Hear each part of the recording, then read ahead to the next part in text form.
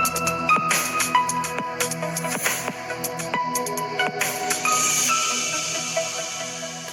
Friends, എല്ലാവർക്കും മറ്റൊരു പുതിയ വീഡിയോയിലേക്ക് സ്വാഗതം. It's me Akhil Satheesh and welcome to Akhil Satheesh world.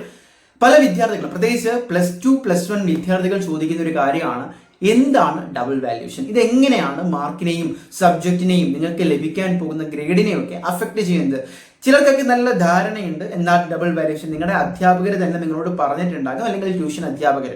പക്ഷേ അങ്ങനെ അറിയാത്തവരോട് ഒരിക്കൽ കൂടി പറയുകയാണ്, ഡബിൾ വാല്യൂഷൻ എന്ന് പറയുന്നത് ഹയർ സെക്കൻഡറി ലെവലിൽ, SSLC വരെ ഇല്ല, ഹയർ സെക്കൻഡറി ലെവലിലുള്ള ഒരു പ്രൊസീജിയറാണ്. പ്രധാനമായിട്ടും നിങ്ങളുടെ കോർ സബ്ജക്ട്സ്, ഇപ്പോൾ സയൻസ് എടുക്കുകയാണെങ്കിൽ നിങ്ങളുടെ PCM, ഫിസിക്സ്, കെമിസ്ട്രി, മാത്സ് പോലുള്ള സബ്ജക്റ്റിന്, ഇംഗ്ലീഷിനൊക്കെ അങ്ങനെ പൊതുവേ കാണാറില്ല. പക്ഷെ എന്തുകൊണ്ടാണ് PCMനൊക്കെ ഇങ്ങനെ ചെയ്യുന്നത് എന്ന് വെച്ച് കഴിഞ്ഞാൽ, ഇത് തന്നെയാണ് നിങ്ങളുടെ അങ്ങോട്ടുള്ള പല എൻട്രൻസ് പരീക്ഷകളുടെയും മാർക്കായിട്ടും നിങ്ങളുടെ കോർ സബ്ജക്ട്സ് ആയതുകൊണ്ടാണ്. കാരണം അതിലാണ് നിങ്ങൾ പഠിക്കുന്നത്.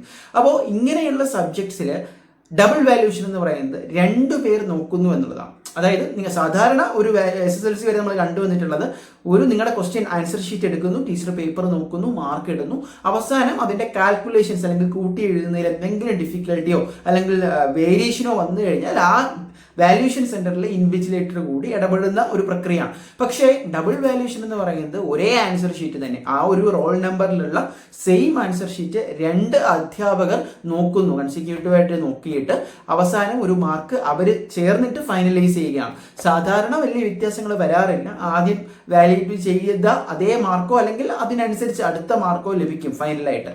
പക്ഷേ ഇൻ കേസ് എന്തെങ്കിലും ഒരു കാരണവശാൽ വലിയ വേരിയേഷൻ ആ 2 അധ്യാപകർ നോക്കുമ്പോഴും വന്നു കഴിഞ്ഞാൽ കൃത്യമായിട്ട് അതിനെ അനലൈസ് ചെയ്ത് അവസാനം ആ കുട്ടിക്ക് അല്ലെങ്കിൽ ആ എഴുതിയ ആൻസറിന് എത്ര മാർക്ക് കൊടുക്കണമെന്ന് കൂട്ടായി ചർച്ച ചെയ്ത് അല്ലെങ്കിൽ തീരുമാനിച്ചിട്ടാണ് ഫൈനലി അവർ അത് കാൽക്കുലേറ്റ് ചെയ്യുന്നത്.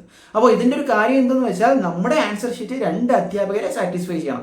അപ്പോൾ എന്താണ്, നിങ്ങൾ എഴുതുന്നതിലുള്ള ചില തെറ്റുകൾ അല്ലെങ്കിൽ ഈ പറയുന്ന തരത്തിലുള്ള സ്റ്റെപ്പുകളിലെ വ്യത്യാസങ്ങളെല്ലാം കൃത്യമായിട്ട് അടയാളപ്പെടുത്താനും കണ്ടുപിടിക്കാനുമുള്ള സാധ്യത കൂടുതലുണ്ട്. അതായത് നമുക്ക് ലഭിക്കുന്ന മാർക്കിന്റെ വാലിഡിറ്റി അഥവാ ക്രെഡിബിലിറ്റി കൂടുന്നു ഡബിൾ വാല്യൂഷനിലൂടെ. അപ്പോൾ കൃത്യമായിട്ട് മനസ്സിലാക്കാൻ സാധിക്കും. അതുകൊണ്ടാണ് ഇത്തരം സബ്ജക്റ്റുകൾ നമ്മൾ കുറച്ചുകൂടി ശ്രദ്ധയോടുകൂടി എഴുതണമെന്നും ഓരോ സ്റ്റെപ്പ് ബൈ സ്റ്റെപ്പുകൾ കൃത്യമായിട്ട് ഇംപ്ലിമെന്റ് ചെയ്യുകയും നമ്മൾ ക്വസ്റ്റ്യൻ ആൻസർ എഴുതിയിട്ട് ബ്ലാങ്ക് ആയിട്ട് ഇടുകയോ നമ്മൾ ക്രിയേറ്റ് ചെയ്യുന്ന ഇംപ്രഷൻ 2 അധ്യാപകർക്കും ഒരുപോലെ കിട്ടണം എന്നുള്ളതാണ്. സോ ഫൈനലി ആ കുട്ടി എന്തായാലും നന്നായിട്ട് എഴുതിയിരിക്കണം. അതാണ് ഡബിൾ വാല്യൂഷനിലൂടെ ഹയർ മാർക്ക് കിട്ടുന്ന പല വിദ്യാർത്ഥികളും അങ്ങനെ തന്നെയാണ് ചെയ്യുന്നത്. സോ ഇത് എന്തായാലും +1, +2ലാണ് എന്നുകൂടി മനസ്സിലാക്കാം. മറ്റൊരു വീഡിയോ ആയിട്ട് കാണാൻ തൽക്കാലം നിർത്തുന്നു. It's me Akhil Satheesh.